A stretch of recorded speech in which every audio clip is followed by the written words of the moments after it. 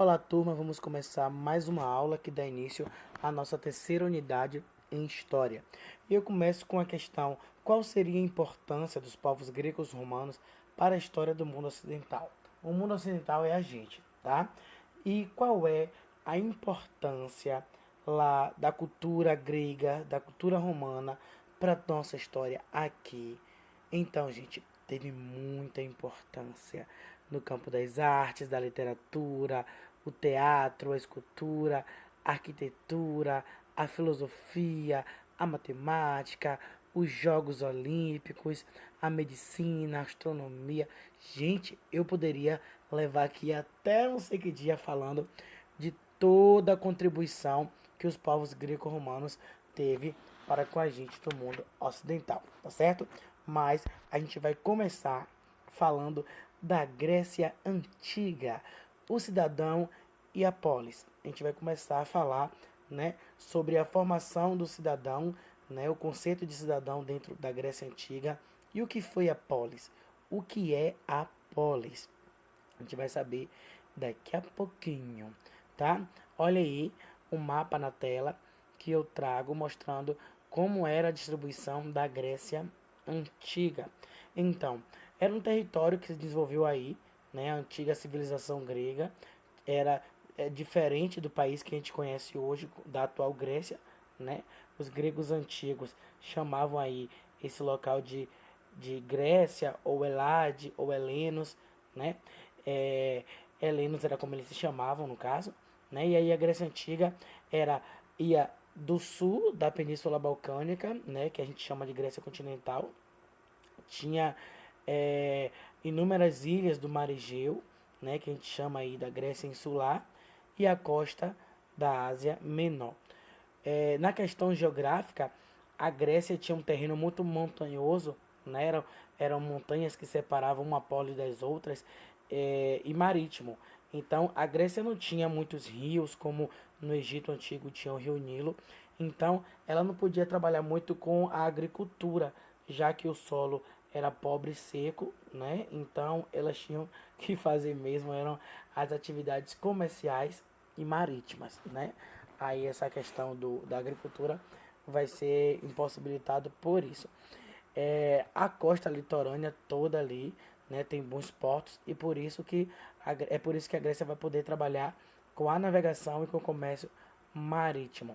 Então, os gregos eles descendem aí de grupos nômades nórdicos, né, e alpinos aí que veio da região do Danúbio por volta do século 20 antes de Cristo, né, com os povos aí da civilização cretense que já habitavam ali no sul da Península Balcânica, é, a chamada Ilha de Creta, né? Então a Ilha de Creta, que é a sede, né, o centro dessa civilização, dominava também aí todo o litoral da Ásia Menor. Então, controlando o comércio marítimo da região, toda a civilização cretense alcança aí uma progressão econômica, artística e cultural. Então, como era exercido o poder na Grécia Antiga? Aí a gente vai representar, né, para vocês como era esse poder. E de início eu falo que a gente tem a divisão de 5 períodos, que é o chamado período pré-homérico, o homérico, o arcaico, o clássico e o helenístico. E aí a gente vai ver os principais pontos importantes em cada um desse período. O primeiro período, né, é o período pré-homérico, é, é nesse período que começa a ocupação do território grego. Esse período aí vai de 20 a 12 antes de Cristo, né? Então a gente vai ter aí os povos aqueus, né? E além dos povos aqueus, a gente vai ter os jônios e os eólios, né? São os primeiros aí que ocupa, né, essa região da Grécia. Então, as cidades fundadas pelos aqueus, né, vai ser dominada aí pelos habitantes da ilha de Creta e vai dar origem à chamada civilização cretomicênica. Então, em todo esse período pré-homérico, a chegada ao território dos povos jônios e eólios vai se destacar, né? Os jônios depois fundam a cidade de Atenas, né? Os aqueus vai tentar impor o seu domínio aí sobre os povos cretenses, mas de cara vai haver os conflitos. Eles conquistam o sul da Península Balcânica, né? Que essa parte do sul aí da Grécia. E aí por volta de 1150 os aqueus subjugam aí a cidade de Troia, que é o último lugar aí do domínio de Creta, né? Que Creta controlava. A gente vai para o período pré-homérico. O período pré-homérico vai ser o período em que chega um novo povo aí, que esse povo é chamado de Dórios, tá? Eles vieram da Macedônia e aí esse período fica conhecido como período homérico, né? Esse período homérico vai do século 12 ao século 8 a.C. Perceba que a contagem é decrescente, né? Os dórios, eles impõem seu domínio porque eles são um povo muito forte, né? Um povo de guerra, um povo, né, militar, um povo violento. E aí, de cara, eles dominam toda a região do Peloponeso, né? E toda a ilha de Creta. Então, a gente compreende, né, esse período como um período homérico porque a partir da análise dos textos de Homero, né, que é um poeta grego, escritor aí das obras como Ilíada, que vai narrar aí a vitória dos aqueus na Guerra de Troia, Ilíada, e a Odisseia, que vai falar de Ulisses, né, do retorno de Ulisses, do Odisseu, que é o herói da Guerra de Troia, que ele volta para sua terra natal, que é a ilha de Ítaca. Então, toda essa invasão aí dos povos dórios, né, compromete a vida urbana e vai surgir aí o que a gente pode chamar de genos, né? Genos é as comunidades rurais que tem aí famílias que descendem de um ancestral comum. Então, os genos, né, que são as melhores terras aí, todas as comunidades que praticam o uso coletivo da terra, né, que são chamados de genos, é composto pelo pater, né, que é o líder maior, aquele que tem a decisão de dizer com quem a filha vai casar, aquele que praticamente tem o poder de morte e de vida sobre a vida de alguém, né? Então ele tinha aí funções administrativas, judiciárias, religiosas dentro aí dessa comunidade familiar, podemos dizer rural, né? Agrícola. Aí a gente parte para o período arcaico, né? Que é nesse período que começam a surgir as polis. Veja na imagem aí como os terrenos eles são montanhosos, tá vendo? Então, as antigas comunidades rurais, que são gêneros, eles se dissolvem, né? Porque a população cresce e aí vai estimular uma disputa, né, entre os antigos membros dos gêneros pelas melhores terras que podem ser cultiváveis, né? Porque já não tinha lá essas terras porque o solo era pobre e seco. Então, defendendo aí seus interesses, alguns grupos eles se unem para preservar suas posses. E essa união vai fazer surgir as frátrias, as chamadas frátrias, que é uma nova organização. E aí essa frátria vai crescer e dar origem a tribos. E aí, para consolidar essa defesa militar, as diferentes tribos elas vão construir aí nesses terrenos mais elevados a Acrópole, que é como se fosse uma sede do comando daquela comunidade, né? E nos terrenos que ficam ao redor da Acrópole ali, né, seria aí os aglomerados urbano e rural. E aos poucos vai tomando uma estrutura de polis, que a polis é uma cidade-estado. E o que é a cidade-estado? Vocês lembram? Cidade-estado é uma cidade independente política e administrativamente, ou seja, em relação à política e administração dela, ela não deve nada a ninguém. A gente vai agora para o nosso período clássico, tá? Nesse período é um período de conflito, né? Um período de guerras, né? A gente vai ter aí a união de várias cidades-estados gregos contra a invasão aí dos povos persas. Os povos persas, que originam aí dos povos medos, eles tentam entrar, né? Tentam se expandir para a parte da Grécia. Só que aí essas polis, as cidades-estados gregas, vão se unir todas, né? Para poder impedir aí, né, os persas de invadir. O nome da guerra que se dá esse conflito entre os persas e os gregos são as guerras médicas, né, que acontece aí entre 490 e 448 a.C. Então, a Grécia vence, né, e vai surgir aí também alianças militares como a Confederação de Delos, que a Confederação de Delos vai ser dirigida por Atenas, e a Confederação do Peloponeso, que vai ser dirigida por Esparta. Ah, sim, Atenas e Esparta são as principais, é tida como as principais polis, né? As polis modelos aí da Grécia. Então foi um momento rico, né, para as artes e a cultura grega e que vai ser marcado aí por importantes escritores, historiadores e filósofos. E vai ocorrer aí durante o governo de Péricles. Esse desenvolvimento político e econômico de Atenas vai ser caracterizado aí por um regime democrático, porque a maioria das polis, meninas, elas, meninos e meninas, né? A maioria das polis, elas vão seguir aí um governo monárquico, né, ou oligárquico. Ou o poder estava na mão de um, ou o poder estava na mão de poucos. Quando eu falo monárquico, é poder na mão de um. Oligárquico, poder na mão de poucos. Então, a maioria das polis tinham essa característica.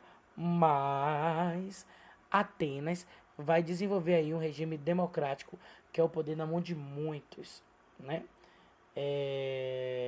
Eu falei, né? Antes era monarquia, o poder na mão de um, ou o poder na mão de poucos, que era a oligarquia.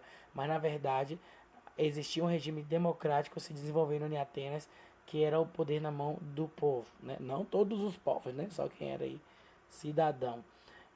Então, o agravamento da rivalidade política e militar que vai existir entre Atenas e Esparta vai se chamar Guerra do Peloponeso, né? E aí vão se confrontar durante 30 anos e os espartanos derrotam os atenienses e assumem aí o comando político do mundo grego, né? Só que com o tempo aí vai haver um enfraquecimento militar da polis após aí esse conflito, né? Que permitiu Filipe II, que era o rei da Macedônia, invadir e conquistar todo o território grego na Batalha de Quironeia. O próximo período é o período helenístico, né, que é aí o governo de Alexandre Magno, também conhecido como Alexandre o Grande. É nesse período que vai ocorrer aí a ampliação de todo o domínio macedônio, né, sobre todo o Oriente Médio, até as fronteiras da Índia, e vai organizar aí o maior império constituído na antiguidade, né, e é o período helenístico, período de Alexandre o Grande. Esse período, né, de Alexandre o Grande vai estimular aí uma mistura da cultura grega ocidental com a cultura egípcia oriental e vai definir o surgimento do chamado helenismo, né? Quando a cultura grega aí ela vai ser espalhada para outros territórios e após a sua morte o império ele vai ser dividido, né, entre os seus generais, né, após a morte de Alexandre o Grande no caso. E depois o território grego ele vai ser incorporado aí aos domínios do Império Romano. Uma curiosidade muito interessante é falar da Biblioteca de Alexandria, que ela vai ser uma das maiores bibliotecas aí da antiguidade e ela vai ser construída, né, na cidade de Alexandria, no norte do Egito. E lá, gente, tem muitas riquezas referentes à história da humanidade, né, seja sob a terra ou mar. E a Unesco ela já estuda aí a possibilidade de um museu subaquático. Isso é onde, gente? Na cidade de Alexandria. Muito interessante. E aí agora a gente vai falar sobre as polis gregas, né? Na Grécia aí tinha aproximadamente 100 cidades-estados, que é as polis gregas, né? Aí tinha a Acrópole, que eu já falei que era o lugar onde fica o centro do poder daquela polis. Tinha também a Ágora, que era uma praça central, onde os cidadãos ali debatia as questões a respeito da polis. E as polis tinham aí no geral 100 mil habitantes, né? Com exceção aí de Atenas, que tinha cerca de 400 mil habitantes. É muita gente, gente. É gente pra dedéu. Cachoeira não tem nem 40 mil habitantes. Os cidadãos, né? Não era todo mundo que era cidadão. Cidadão era somente aquele que tinha direito à participação política nas instituições, nas assembleias, que discutiam e elaboravam aí as leis.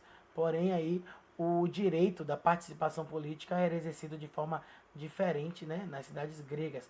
Mas na questão política, a maioria das polis elas tinham aí experiências monárquicas, como eu já falei antes, que é o governo só de um, ou oligárquica, que é um regime de governo exercido apenas por um pequeno grupo de pessoas, né? Que é governo de poucos. E aí a Poli de Atenas é quem vai migrar, né? Mudar para uma chamada democracia. E agora a gente fala especificamente da política de Atenas, que ela perpassa aí por diversos momentos, como a monarquia, a oligarquia, a tirania e a democracia. Se você lembrar, o conceito de monarquia está ligado àquele governo em que o chefe de Estado, né, tem o título de rei, e aí é um governo em geral em que o poder político do governante ele é hereditário, né? O rei geralmente, né, em linhas gerais, o poder do rei passa de pai para filho. Na oligarquia, como eu já falei, vai ser o poder que é exercido por um pequeno grupo de pessoas, né, famílias ricas, né, mas aquele, aquele número pequeno de pessoas. E na democracia é um governo em que a soberania política é do povo, seja por representação, seja de forma direta. Então, o povo é que tem o poder de decisão na democracia. Nosso Brasil é democracia, viu, gente? A gente elege aí os vereadores para representar a gente lá na Câmara para discutir as leis. O povo vota para escolher o prefeito, né? Escolhendo o prefeito, a gente vota naquele representante que vai executar essas leis e melhorar a cidade. A gente vota no governador para o estado, a gente vota nos deputados, tanto para o estado quanto para o país inteiro. Então, tudo isso aí eles lá representando a gente. Então, não pense, porque o prefeito ou porque o governador. Não, todo mundo tá lá porque o povo quis que eles estivessem. Se eles estão fazendo alguma coisa que não condiz com a vontade do povo, quem botou foi o povo, né? Mas se estiver fazendo uma coisa boa para a sociedade, quem botou também foi o povo, porque isso é a democracia. Mas vamos lá, né? A monarquia, né? Ela foi aí do século do século XI ao século VIII antes de Cristo, né? Porque a gente vai aí numa ordem decrescente quando a contagem é antes de Cristo. Na democracia foi o governo de um basileu, né? Que era um rei, mas ele se subordinava aí a um conselho de nobres, né? Esse conselho era chamado de Areópago porque as reuniões aconteciam aí na colina que era dedicada à guerra, ao deus da guerra que era Ares, né? Ares, o deus da guerra. A gente vai ter aí o período da oligarquia, né, que vai ser dirigido por um grupo de legisladores, né, são famílias ricas, né, os representantes das famílias mais ricas de Atenas, mas legisladores porque eles vão aí trabalhar com a questão das leis, né. A gente vai ter Draco, que vai estabelecer aí leis rigorosas, né, como pena de morte. A gente tem Solon, que ele vai acabar com a prática da escravidão por dívidas, né? Todo mundo aí que devia alguma coisa, aí é, é, se entregava para trabalhar na fazenda ou nas terras daquela pessoa para pagar sua dívida. Então, Solon disse que a partir daquele momento não existiria mais escravidão por dívida e também devolveu aí todas as terras perdidas por dívida aos camponeses. Os camponeses também tinham as terras deles, se eles estivessem devendo alguma coisa, alguém pagava com as terras. Então, o que foi que Solon fez? Devolveu todas as terras. E o período da tirania, né? O período da tirania, quando a gente fala tirania, é como se fosse uma ditadura, né? Um tirano. Então, Pisístrato, né? É um aristocrata aí ateniense, né? Quando eu falo de um ditador, né? Um aristocrata assim, alguém, né? Que é um tirano. Ele gosta de agir, né? Sem muita consulta, sem consultar a, as opiniões do povo, né? Então, mas só que ele queria conquistar esse apoio popular, né? Que os ditadores têm isso. Aí ele vai promover o que? A redistribuição das terras férteis. É como se fosse uma reforma agrária, né? Aí vai trabalhar com crédito agrícola, né? E aí seus filhos, Hípias e Hípaco, eles não conseguem aí dar continuidade a esse projeto de tirania, né? Hípias, que é um dos filhos deles, vai ser assassinado por outro aristocrata e Hípaco vai ser expulso de Atenas. E é aí que a gente vai começar a nossa democracia. Na democracia, né, que foi desenvolvida por Atenas, aí já é uma coisa mais extensa, dá pra gente esmiuçar mais, né, detalhar mais, porque Atenas tinha a cultura do estudo, né, de desenvolver aí o estudo, os filósofos discutiam. O que é o filósofo, gente? A gente vai discutir daqui a pouco para vocês, tá? E aí eles são pessoas que discutem ideias, tá? Só que aí discute ideias de forma coerente. Para a gente entender esse período de democracia em Atenas, a gente tem que lembrar que no período dos legisladores, a gente vai ter um legislador, né, que eu falei sobre ele, que foi Solon, lembra? Aquele que acabou com a escravidão por dívida? Ele cria aí um conselho chamado Bulé. Beulé. Bulé, exatamente. Então, era um conselho de 400 cidadãos. Imagine, gente. 400 cidadãos eleitos a partir do critério de renda e responsável aí pela elaboração dos projetos de lei para a cidade. Então, todos esses cidadãos diretamente, né, eles eram responsáveis pelos projetos de leis criados para aquela sociedade ateniense. Então, a gente tinha aí 400 cidadãos. Mas, quem era cidadão? Você é cidadão hoje, gente? Você é cidadão? Seu pai é cidadão, sua mãe, sua família, todo mundo é cidadão? Meu filho, porque em Atenas nem todo mundo era cidadão, tá certo? Para ser cidadão em Atenas, você tinha que ser homem, tinha que ter uma renda específica no período aí de Solon, né, uma renda específica, e tinha que descender de famílias atenienses, tá certo?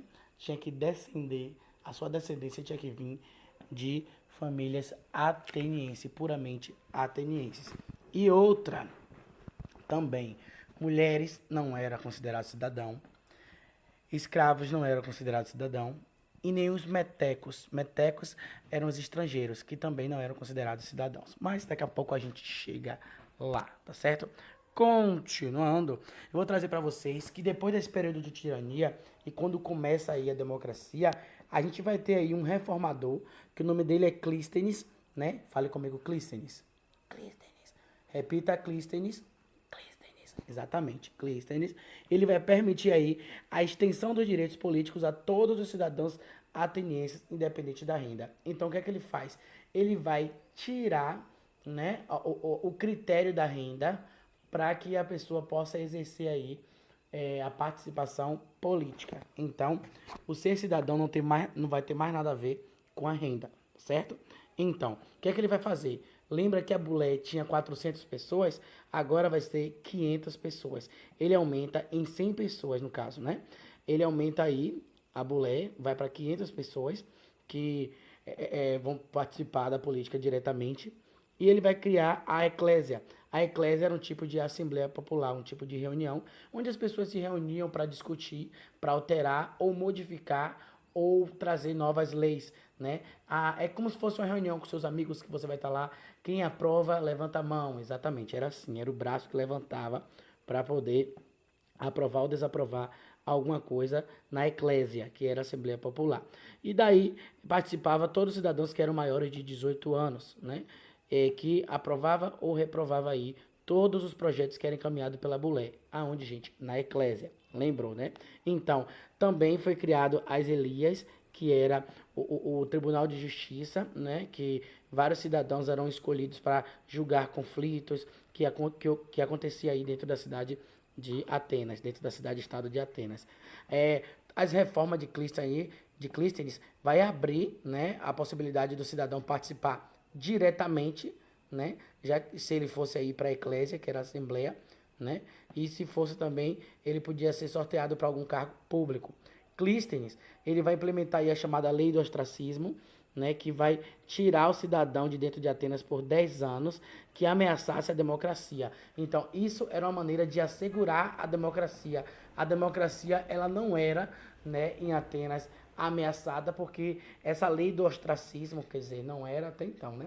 A lei do ostracismo, ele assegurou que qualquer cidadão que falasse contra a democracia, né, contra essa política de participação do povo, era tirado de Atenas, condenado a ficar fora de Atenas durante 10 anos. E democracia, gente, surge aí, né, nas cidades-estados da Grécia Antiga, né, no primeiro milênio antes de Cristo, e vai ser da forma que foi no auge político de Atenas. O auge porque ela se desenvolve dentro da cidade-estado de Atenas. E democracia, a gente vai fazer a etimologia da palavra, tá? Demo quer dizer povo e cracia governo. Então, significa governo do povo, literalmente. E eu já expliquei a vocês, né? Conforme o filósofo Aristóteles, eu já expliquei a vocês que a democracia seria o governo de muitos, né? Diferente da democracia, da monarquia, que é o governo de um só, e a aristocracia ou oligarquia, que é quase a mesma coisa aí, que é o governo dos nobres, governo de poucos, tá certo? Então, essa população de Atenas, dentro dessa democracia, ela tinha cerca de 400 mil habitantes, como eu já tinha falado, né? Quando eu citei que a maioria das cidades-estados possuíam 100 mil habitantes, com exceção aí de Atenas, que tinha 400 mil. Então, desses 400 mil, apenas 10% era considerado cidadão. Mas como assim, Brasil? É sim, Brasil não, Grécia. Como assim, Grécia? É sim, apenas 40 mil eram considerados cidadãos. Então, dentre eles a gente vai ter os mais ricos, né, aqueles que tinham as melhores terras, né, que era considerada elite, que era chamada de eupátridas. Repita comigo, eupátridas. Exatamente, eupátridas. E a gente vai ter aí aqueles que são pequenos proprietários, que são georgóis, tá? Tem terras, mas não são lá tão grandes e tão ricas como a da elite dos eupátridas. E a gente vai ter os trabalhadores urbanos que se dedicam aí, né, a comercializar as suas produções de artesanato, que vai ser os demiurgos. E também tem os tetas, né, não é tetas, pelo amor de Deus, é tetas, tá? Que eram os trabalhadores braçais, né, aqueles trabalhadores do campo, né? Os trabalhadores urbanos ou rurais, mas que fossem aí menos favorecidos, não tinha nenhum tipo de terra, tá certo? Então, o que é que todos esses grupos sociais tinham em comum? Porque todos a gente acredita que descendia dos fundadores da polis de Atenas, tá certo? Todos eles descendiam aí dos fundadores da polis e tinha que descender dos fundadores da polis para ser considerado cidadão. Então, mesmo que não tivesse mais aí o critério da renda, mas Clístenes, ele permaneceu aí com esse critério da descendência ateniense para ser cidadão. Então, a maior parte da população, gente, a maior parte da população eram escravos, né, porque tinha aí cerca de 200 mil escravos, que eram metade desses 400 no total. 100 mil eram metecos, que eram os estrangeiros, né, que eram pessoas de fora que moravam em Atenas. E a gente tinha aí também mulheres e crianças, cerca de 60 mil. Então, como eu estava falando, somente homens livres, descendentes de famílias atenienses, é que tinha direito a voto, né, na Assembleia Popular ali, na Eclésia.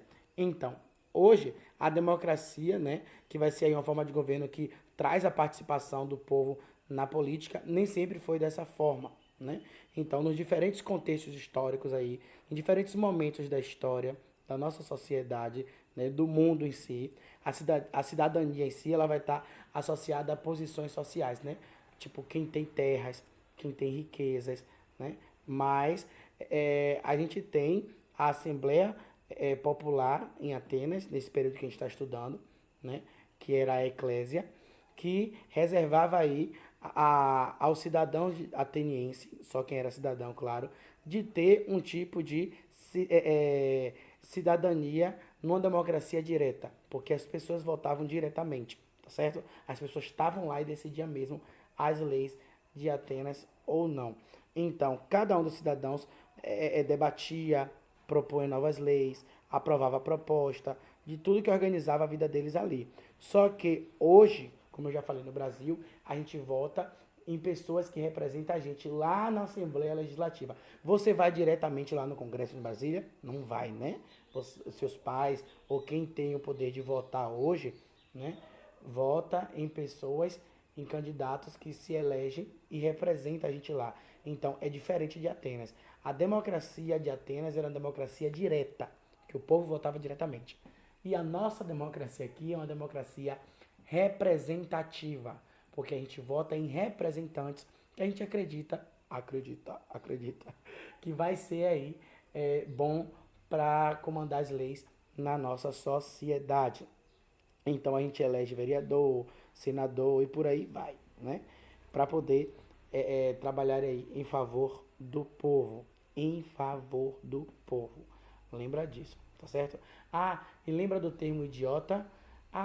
Você é idiota. Não é legal xingar o outro de idiota, né? Falar essa palavra feia. Porque lá na Grécia Antiga, idiota, né? Era aquele sujeito, né, que podia ser cidadão, mas não queria. Podia exercer esse papel de votar, né, de decidir a vida da sociedade, mas não queria, nem lá ia. Então ele é um idiota, porque não exerce o seu papel político, que é muito importante, viu, gente? É muito importante exercer aí o papel político. E hoje, para votar, tem que ter quantos anos, gente? 16 anos. Com 16 anos, aqui no Brasil, você já pode votar. Bom, povo, aí a gente chega para falar de Esparta, que era uma outra importante polis de Atenas. Lembra que Atenas, desculpe, da Grécia. Atenas e Esparta eram duas polis diferentes, pelo amor de Deus, confundi, tá certo? Então, Esparta já tinha um modelo diferente do modelo da polis de Atenas. Por que fala mais de Atenas e Esparta? Porque eram os principais modelos de cidades-estados, né, dentro da cidade dentro do país da Grécia. Presta atenção. A maioria, né, aliás, todas as cidades-estados, elas tinham suas características, mas os dois modelos que predominavam era esse modelo da democracia de Atenas, como a gente já estudou até agora, e esse modelo aí militar de Esparta. Então, o poder político era uma diarquia, né? Tinha dois reis e esses dois reis se subordinavam aí à autoridade da Gerúsia. A Gerúsia era uma assembleia que era composta por 28 anciãos, acima de 60 anos. Então já viu que o negócio é bem arcaico e antigo aí na cidade de Esparta, porque as pessoas eram com mais de 60 anos. Sem nenhum preconceito, porque eu amo os idosos, minha mãe tem mais de 60 anos e tem muita sabedoria a passar. Então, eles eram responsáveis pela criação das leis, né, de Esparta, e da Ápela, que era a Assembleia dos Cidadãos, né? Os cidadãos tinham entre 30 e 60 anos e aprovava aí todas as leis na Jerusa. A polis de Esparta, né, ficava localizada aí na região da Lacônia, né, na Grécia. Então, ela tinha 239 mil habitantes. Desses, apenas 9 mil que eram cidadãos. Eram chamados de espartanos ou esparciatas. Quem, gente? Os 9 mil que eram cidadãos, tá certo? Então, os espartanos, né, eles descendiam dos dórios. Lembra dos dórios lá no início da formação da Grécia? Aquela invasão toda que foi chegando o povo na ilha de Creta, invadindo, até que chegou os dórios, que era um povo forte, violento, agressor e que se manteve aí, né, conseguiu aí dominar a região. Então, os dórios dominou essa região da Lacônia, tá? Essa região da Lacônia. Quando os dórios chegaram, eles conseguiram dominar. Então, eles eram os únicos que conseguiram aí exercer os direitos políticos, porque eles eram aí, quem foram os descendentes deles, ficaram sendo aí os espartanos, tá certo? Então, quem vinha abaixo desses espartanos vai ser os periecos. Quem eram os periecos? Os povos que estavam ali na região da Lacônia, que quando os dórios chegaram, não ofereceram nenhum tipo de resistência, aceitou de boa a chegada dos dórios. Eles eram os periecos, né? Eles não ofereceram nenhum tipo de ameaça aos dórios quando os dórios chegaram, né? E aí eles se dedicavam ao comércio, mas eles eram livres. Só não tinha aí direito político, apesar de pagar impostos. E a base, a maior parte da população, né, eram os ilotas. A gente tinha aí 200 mil ilotas. Quem eram os ilotas? Os ilotas eram os antigos habitantes também da Lacônia, só que esses eram aqueles que se rebelaram contra os dórios quando os dórios chegaram. Então a gente vai ter os dórios na parte logo quando chegou, que se transformou em quem depois, seus descendentes, nos espartanos. Lembra? Espartanos ou esparciatas. Esses tinham poderes políticos. E abaixo deles a gente vai ter aí os periecos, que descendiam daquele grupo de pessoas que não ofereceram resistência à invasão dos dórios. E a gente tem os ilotas, que é aquele grupo de pessoas, que era a maior parte, que ofereceram resistência, ou seja, se rebelaram contra a invasão dos dórios, na época que os dórios invadiram. Então, esses ilotas, ele trabalhava aí para os espartanos, né? Entregava nas terras dos espartanos, entregava toda a metade da produção, não podia nem ser vendido, nem ser expulso, mas também não podia sair da terra, não podia ser tirado da terra, mas também não eram livres para sair da terra. E aí sofriam na mão dos espartanos, até mesmo eram assassinados, né? E quando os espartanos assassinavam aí alguns ilotas, eles diziam que era algum tipo de missão militar para manter a ordem da sociedade espartana. Então vocês imaginem aí que no período das guerras médicas, né, que eram as guerras contra os persas, todas as cidades-estados estavam unidas e juntas contra quem, gente? Contra os persas. Aí eles vencem. Mas depois Atenas e Esparta brigam o tempo todo pelo domínio, né, da Grécia, por quem tem mais poder aí dentro da Grécia. Bom, como eu sei que vocês gostam da fofoca e gostam de saber como é que esse povo grego vivia, a gente vai falar, é brincadeira. A gente vai falar aqui para vocês, tá certo? Então, na Grécia Antiga, cada cidade-estado, ou seja, cada polis, tinha aí seus costumes diferentes um do outro. Mas a gente tinha características que eram praticamente as mesmas na maioria das cidades-estados. Então, a gente tinha aí as casas tradicionais, né, que não tinha lá muito luxo, independente seja na cidade ou na zona rural, e em sua maior parte eram construídas aí apenas de um pavimento interno superior. As janelas sem vidros, né, altas para evitar assaltante, para evitar, né, o pó, apesar de que aqui eu moro no alto, tem um pó doido, uma poeira terrível, né, e na base eram diferentes aposentos aí em torno de um pátio central. A gente vai ver aí agora para vocês. Não tinham aí nenhuma água corrente, né? Era aí um poço que fornecia água para aquela comunidade, aquela família. Então, nesse pavimento superior ficava aí os dormitórios da família. No inferior tinha o androceu. Gente, o que é androceu? É um espaço aí para os homens se divertirem, para se reunir, para discutir, e o Mr. Shake com os amigos era nesse androceu. Brincadeira que não tinha Mr. Shake nessa época. E no pavimento superior tinha o gineceu. Gente, se o androceu é o lugar dos homens se reunirem, o gineceu é o quê? Os lugares das mulheres. As mulheres também tinham os seus lugares. E aí, junto do gineceu, tinha ali o banheiro, a despensa, né, a área para os escravos daquela casa ali. Então, as casas gregas não tinham água corrente, como eu falei, né? E se não tivesse o poço, como eu disse, a água tinha que ser trazida pelos escravos de lá das fontes públicas. As casas mais modestas, né, não tinha mais que 2 ou 3 quartos aí. E os alimentos eram cozidos aí num braseiro fora da casa por causa da fumaça, né, para não fumaçar tudo dentro de casa, que pelo amor de Deus, né? Não tinha saneamento básico, gente. Hoje você faz cocô, você faz xixi, você dá sua descarga no seu banheirinho, né? A gente acredita que seja assim, porque tem um encanamento, né? A nossa cidade tem um saneamento básico, então, principalmente nos centros urbanos. Aí a pessoa faz suas necessidades ali, dá sua descarga e a encanação leva embora, ou seja, os nossos cocôzinhos fazem uma viagem ali pela tubulação até chegar o destino final deles. Mas lá na Grécia não tinha isso, gente. Então não tinha. Eu não sei se o pessoal fazia o balãozinho, o famoso antigo balãozinho. Balãozinho lembra, né, gente? Um balãozinho, aí cagar num saquinho. Nem sei se tinha saquinho. Vai fazer o balãozinho e jogar longe.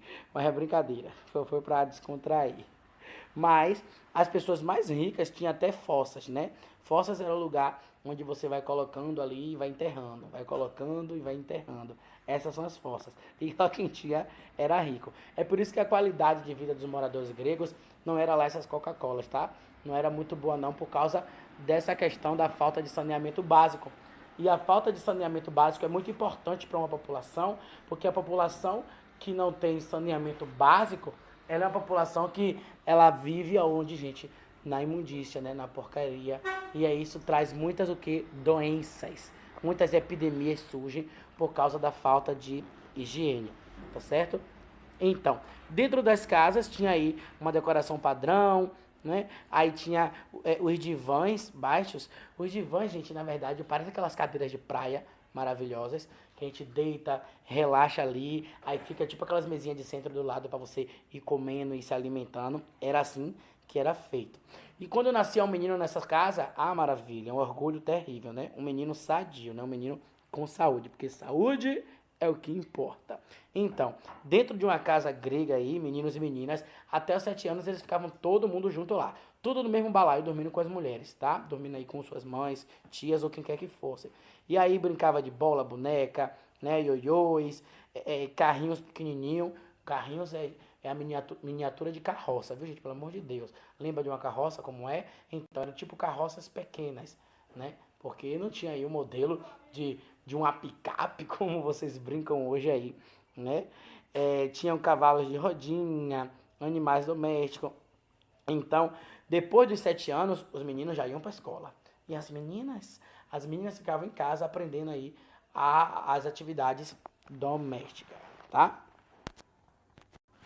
Como a gente viu que era diferente aí o modo de vida de Esparta e o modo de vida em Atenas, né? A gente vai só exemplificar para vocês um pouquinho aqui. Em Esparta, a família era totalmente militarizada, né? A família, a sociedade era voltada para a questão do militarismo. Então, promovia aí uma diferença entre meninos e meninas. Os meninos, a partir de 7 anos, eles eram entregues para o governo. Com 7 anos de idade, ele já era entregue aí para o Estado. E até os 14 anos, eles aprendiam apenas o necessário em relação à leitura e escrita. Ou seja, não desenvolvia, né, aquela intelectualidade com profundidade, não. Era uma coisa básica mesmo. Vestiam poucas roupas, andavam descalço, cabeça raspada. E o Estado, que é o governo, né, espartano, eles preparavam os meninos para receberem aí uma formação militar e intelectual. Mas, claro, tudo voltado a um desenvolvimento do corpo, né? Porque eles visavam o militarismo. Então, todo dia tinha que fazer exercício aí, de forma bem rigorosa. Quando completavam 20 anos, né? Eles podiam aí fazer parte, né, do grupo de homens da cidade e ter o direito aí de usar armas e participar de movimento das tropas. Só que somente aos 30 anos é que eles seriam soldados e cidadãos, né? E aí eles recebiam do governo um lote de terras, alguns escravos, né? Com 60 anos podia já se aposentar e participar da Jerusa, que era a assembleia ali dos anciãos. Já em Atenas o negócio era diferente, né? O negócio era mais profundo. Em Atenas, a administração pública, que é o governo, gente, não cuidava da educação das crianças, não. Porque a obrigação era dos pais. Então, a criança ateniense ali, ela era educada para ser cidadão, ou seja, desenvolver aí, né, a filosofia, o intelecto para desenvolver aí, discutir política. Então, desde 7 anos, eles eram levados aí à casa de um professor particular, né, que ensinava aí tanto atividades físicas quanto culturais, né? Se fosse ainda filho de família rica, era acompanhado por um pedagogo. Imagine, sabe que o pedagogo hoje, né, ele coordena uma escola inteira, mas naquela época, se esse menino fosse filho de família rica, era acompanhado por um pedagogo. E ainda tinha escravo para carregar aí o material da escola, né? Vamos lá. Então, durante 4 anos, né, desde os 7, essa criança era instruída pelo gramatista, né? Gramatista já vem de gramática, você sabe, né? Leitura e escrita aí. Então, durante as aulas, né, recitavam versos importantes aí de Homero, de Zildo. Com 12 anos, ele já era educado aí pelo pedótrofo, que era um treinador de crianças. Porque para desenvolver aí a questão física do corpo. Ah, mas você não disse que isso era uma questão de lá de Esparta? Não, gente, porque em Atenas era assim, ó, mente sã em corpo são. Então eles cuidavam da saúde, porque eles acreditavam que o nosso corpo tinha que ser um lugar habitável para uma mente sã, certo? Então, lá em Atenas, quando eles ficavam jovens, né, eles iam para a escola até os 18, né, e depois dos 18, na escola eles eram instruídos o quê? Com leitura, escrita, aritmética, música, atletismo, e aí depois dos 18 eles já eram cidadãos. Aí podia participar da eclésia, que era aquela assembleia, e com 60 anos ele podia se aposentar. Mas até os 60 eles podiam aí ser convocados para qualquer tipo de necessidade militar. Por isso que depois dos 18 eles faziam 2 anos de estágio militar só para garantir a coisa. Na família, patriarcal, né? Porque a maioria das famílias lá na Grécia era uma questão patriarcal na sua organização, né? Onde gente, é que, tipo assim, ó, nasceu, o pai lá teve as filhas, o filho, não. Casou, continua todo mundo na mesma casa. Aí tem filhos, casou, então toda essa família vai crescendo dentro daquela casa, vai morando todo mundo na mesma casa, e aquele pai, aquele patriarca, aquele maior, aquele mais velho é o que comanda tudo. É ele que vai dizer, né, se o filho vai ser deserdado, se não vai ser deserdado, se o filho vai ser reconhecido quando nascer, se não vai ser, ele que escolheu o marido para as filhas dele, ele podia se divorciar da sua esposa se quisesse, podia até casá-la com outra pessoa que ela não quisesse, era um comando terrível aí pelos homens. Então, a vida da mulher estava dirigida aí pelo pai ou pelo marido, de certa forma. Então, a mulher, que era bem respeitada na sociedade grega, era aquela que ficava onde, gente? No gineceu, que era o lugar que ficava ali apenas as mulheres, né? Reservado para as mulheres. Ficava ali o tempo todo administrando sua casa, seus escravos, e só saía de casa se fosse aí para as atividades religiosas, festas religiosas, né? Então, já as mulheres espartanas, elas tinham melhor instrução, eram mais independentes, né? Tinham modalidades esportivas que elas podiam participar, porque de qualquer forma elas eram que mães de guerreiros, né? Então elas preparavam aí os seus filhos, também ajudavam, auxiliavam, né? E por mais elas também eram mais ouvidas pelos homens, né? Eram mais respeitadas, né? Nas decisões políticas, etc. Aí elas tinham uma certa participação. Vamos agora falar como é que funcionava a Grécia, né? Ai, gente, é um pouquinho grande, mas porque a Grécia Antiga, meu filho, é uma coisa que dá pano para manga. A gente vai falar sobre a economia e sobre o trabalho que era realizado na Grécia. Bom, a gente vai falar de economia, então a gente vai falar o quê? Das atividades comerciais da Grécia, tá certo? Então foram diversas atividades realizadas. No litoral a gente tinha aí a questão da navegação e do comércio, né, pela criação das colônias aí, que eram as cidades gregas de Atenas, Corinto, Mégara e Eubeia, sobre regiões lá do Mediterrâneo, da Ásia Menor, né? Tinha solos montanhosos, como eu já falei, e por isso não tinha nessa região aí atividade agrícola. Então desenvolvia aí apenas a navegação e o comércio. Nas regiões, né, de planície, onde tinha aí essa terra fértil, mais férteis, né, aí eram utilizadas atividades agrícolas, como colheita de cereais, no outono colhiam uvas, azeitonas, né, arava a terra depois para a colheita que vinha aí posteriormente. E além das atividades agrícolas, eles também tinham a pecuária, né, a criação de ovelhas, e verão e inverno, meu filho, não tinham o que fazer. Qual era a principal atividade dos gregos? A política ou a guerra, né?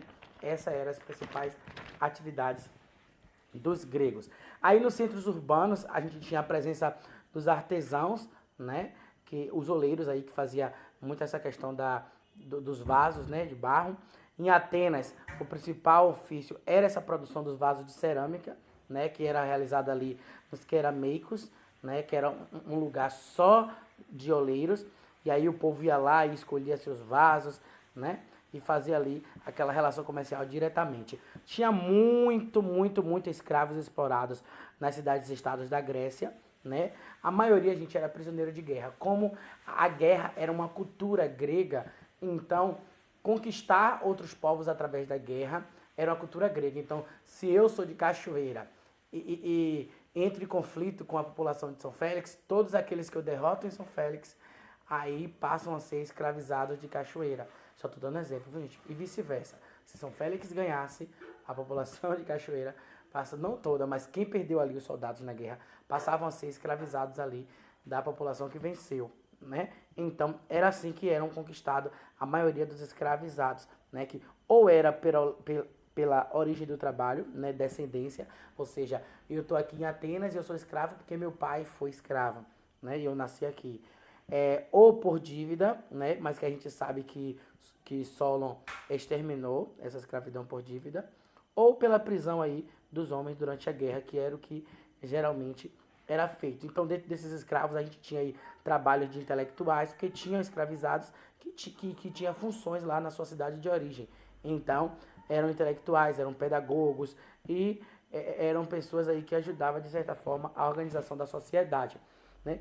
E o mercado de trabalho para a mulher era totalmente restrito, né? Em sua maior parte era restrita. A mulher honesta, como eu já falei, era aquela mulher que ficava lá no gineceu, né? Dentro de casa, no lugar reservado aí à parte feminina. A atividade artesanal, né, que desenvolvia dentro de casa, né, cortinas, roupas, almofadas, que as mulheres usavam aí como ocupação para poder decorar as suas casas. Só que tinha algum momento de dificuldade econômica que essas mulheres iam sim aí, né, agora mulheres bastante pobres, que elas iam aí para o comércio, para o trabalho agrícola, para poder sobreviver. Bom, falar de religião e cultura na Grécia é algo que eu amo. E a religião está totalmente ligada à cultura aí dentro da Grécia, tá certo? Então, os gregos antigos, né, para eles a vida humana ou a natureza, né, eram regidas aí pelas vontades dos deuses. Então, a gente tem, gente, a questão da mitologia grega que é muito forte. O que é a mitologia, gente? Eles tentavam explicar a realidade deles, eles tentavam explicar os fenômenos da natureza, as coisas que aconteciam, o porquê o universo existe. Então, tudo isso eles tentaram explicar através dos mitos. Tem os mitos de criação, por que foi criado o mundo, aí tem a história de Zeus, e tem a história de Zeus, que é o deus dos deuses, de Poseidon, que é o dos mares, e por aí vai, né, que é muita coisa. Então, todos eles se assemelham aí aos seres humanos, né, a característica dos deuses. E eles possuíam aí os mesmos sentimentos. Eles só eram diferentes porque eles eram imortais, né, já que eram deuses, e porque eles não envelheciam, né, eram jovens para sempre aí.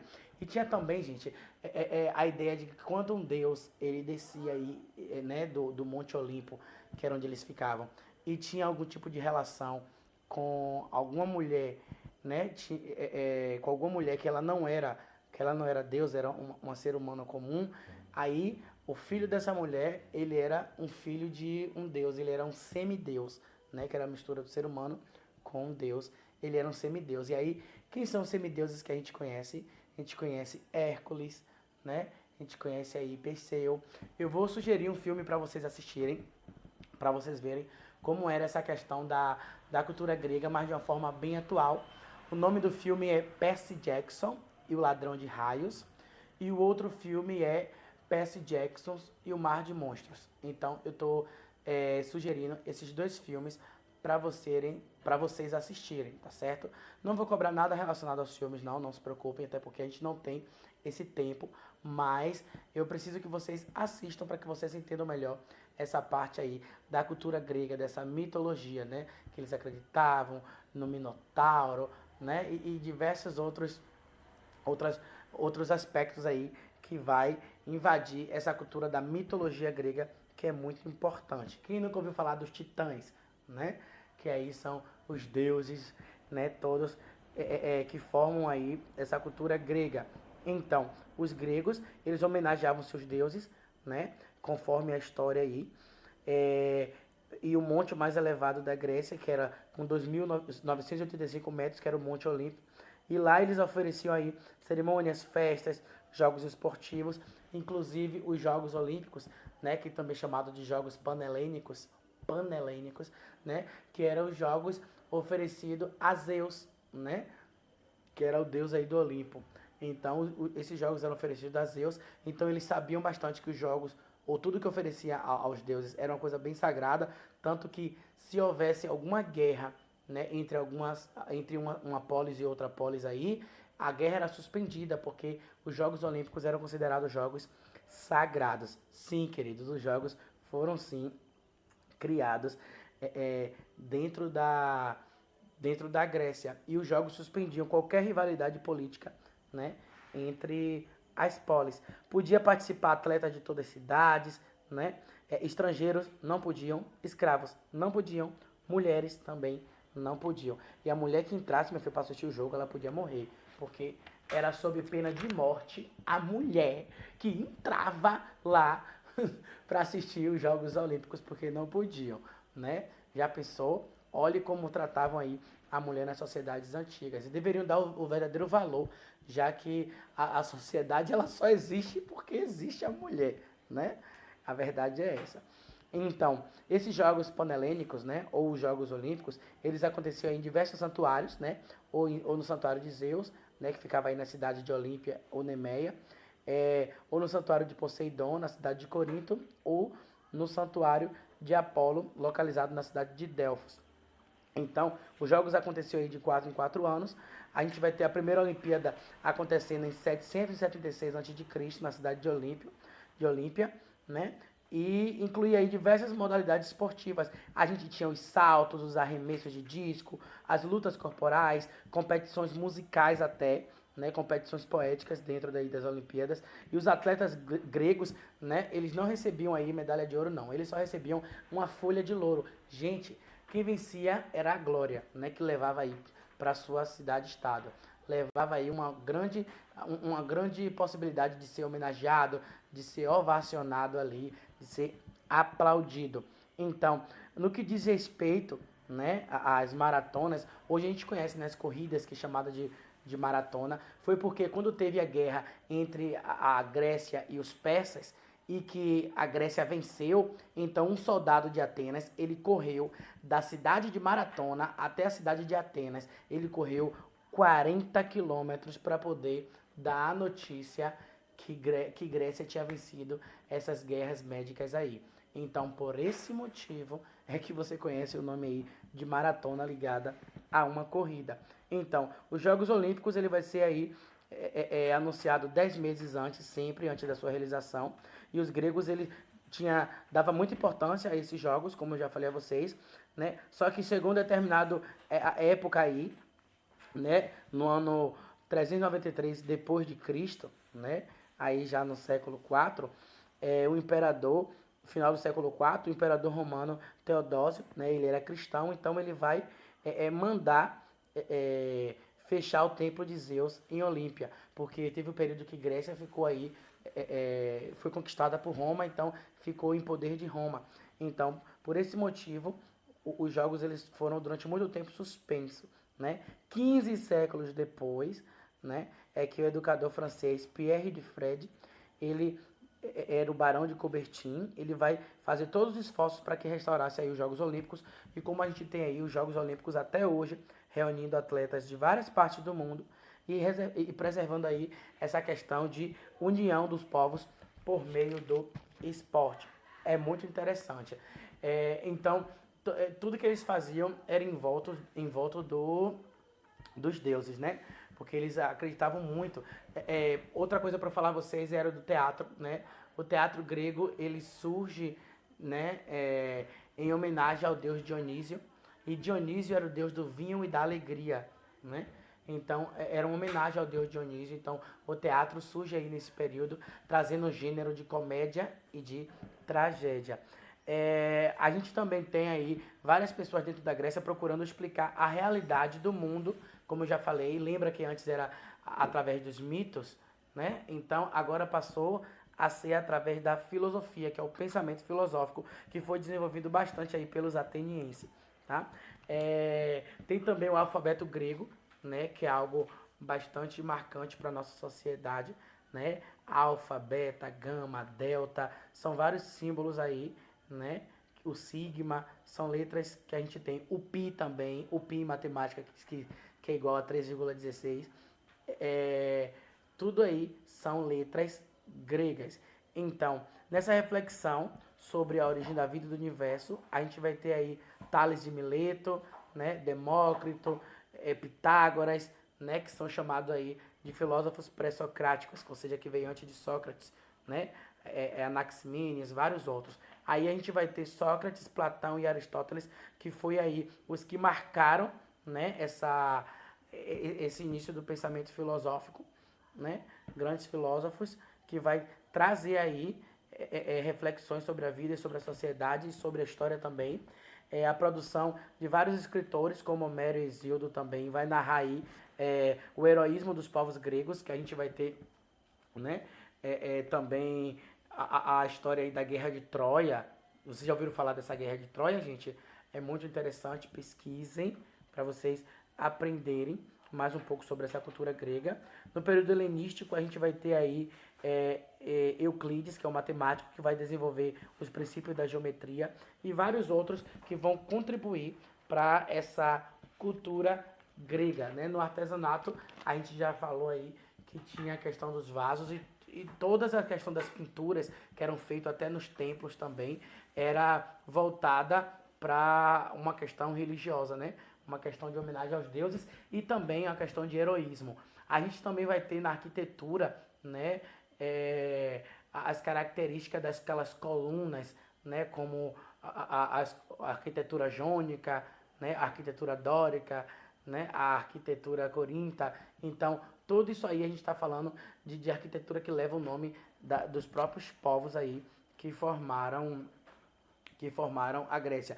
Inclusive, né, o Eólio, Jônio, Aqueus e Dórios, né, para eles, na verdade, eles vão ser aí descendentes, né, na mitologia de Heleno, né? Heleno, que é o filho de Deucalião e Pirra, não sabe o que eu estou falando? Pesquisa aí a história de quem foi Heleno, né? E seus filhos Aqueu, Eólio, Jônio e Dório. É a mitologia tentando explicar a formação da Grécia. Na medicina, né? A gente também vai ter Hipócrates, que vai observar os sintomas para trazer o diagnóstico para doenças. Na arte grega, vai ter aí bastante esse traço do homem, né? Do ser humano como centro e a medida de todas as coisas. A arte e a ciência, ela vai estar totalmente ligada, né? Vai ser aí uma marca fundamental essa questão da valorização do ser humano, porque o ser humano vai ser o único capaz de promover aí as explicações racionais para todos esses movimentos e fenômenos da natureza. E a cultura grega também vai ser marcada pelo ideal da moderação, do amor, né? A exaltação do belo, o amor à vida, né? O belo é aquela coisa perfeita, é aquela coisa que é matematicamente perfeita, né? Tudo calculado ali certinho. Então existe uma harmonia e um equilíbrio, traços marcantes aí na escultura grega, que vai destacar aí essa expressão humana em todas as obras dentro da Grécia. E os gregos eles vão procurar aí também, através da pintura, como eu falei, retratar as referências mitológicas, que é um marco da cultura grega. A gente fica por aqui, tá certo? Respondam a atividade que eu vou solicitar, tá certo, para vocês. E a gente fica por aqui e vai para a próxima aula de Roma.